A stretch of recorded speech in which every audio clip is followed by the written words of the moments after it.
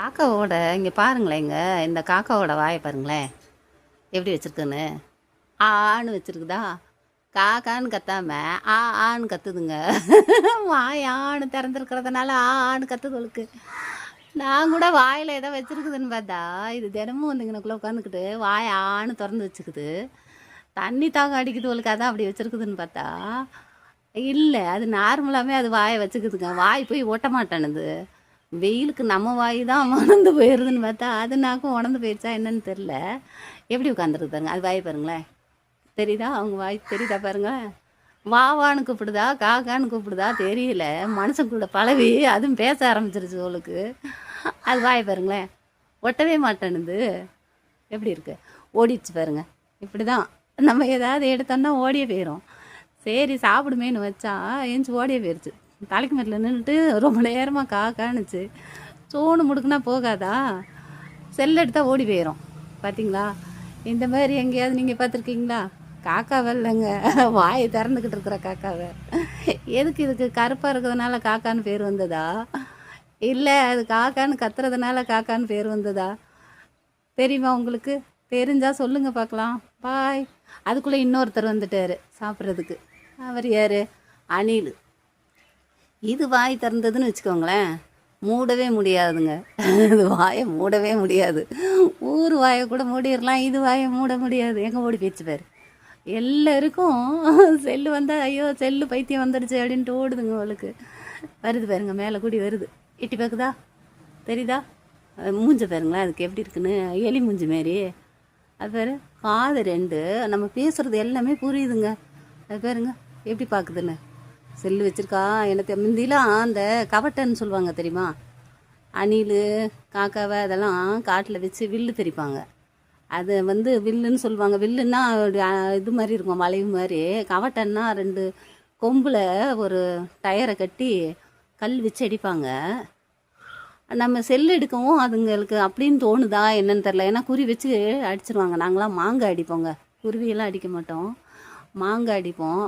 ஆனால் சில பசங்க என்ன பண்ணுவாங்கன்னா குருவி புறாலாம் அடித்து காட்டிலேயே சுட்டு சாப்பிடுவாங்க.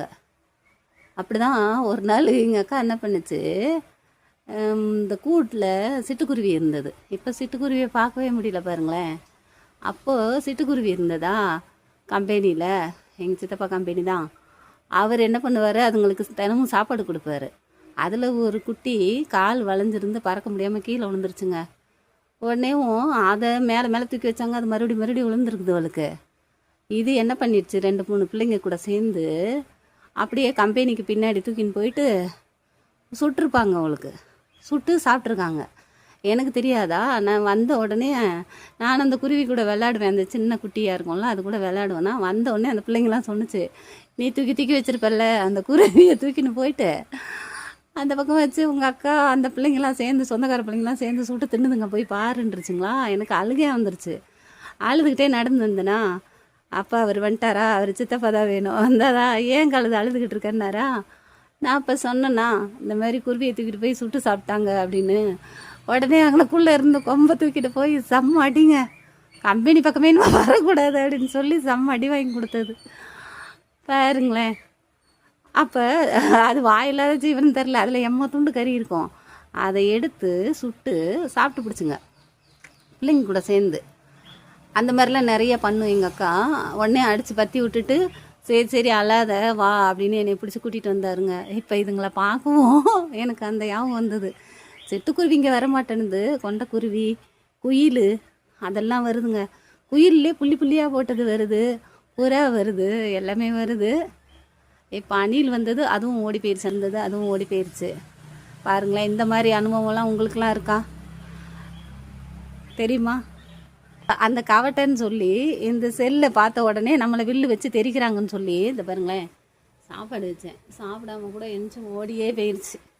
பாருங்களேன், இப்போ கொஞ்ச நேரம் கழித்து சாப்பிட வரும். இப்படியே போனா எப்படி? பாடுறேன் கேளுங்க. கைகள் பூட்டி வானத்தில் பறந்து வெண்ணிலவை தேடி சென்றேன். அவர் மேகத்தை திறந்து மின்னல் போல் ஓடி வந்து வெண்மீனை எனக்கு தந்தார்.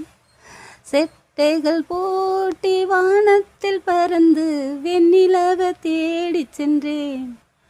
அவர் மேகத்தை திறந்து மின்னல் போல் ஓடி மீனை எனக்கு தந்தார்.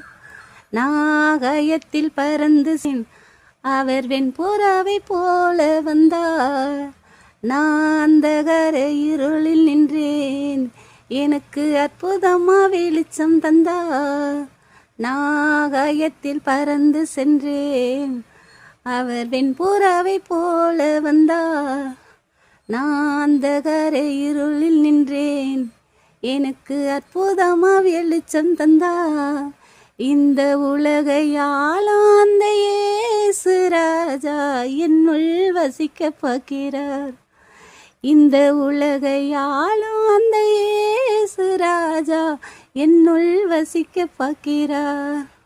நான் துள்ளி துள்ளி துதிக்கையிலே என்னை சுத்தி சுத்தி மகிழ்கின்றார். நான் தத்தி தத்தி நடக்கையிலே என்னை தாங்கி கொண்டு நடத்துகிறார்.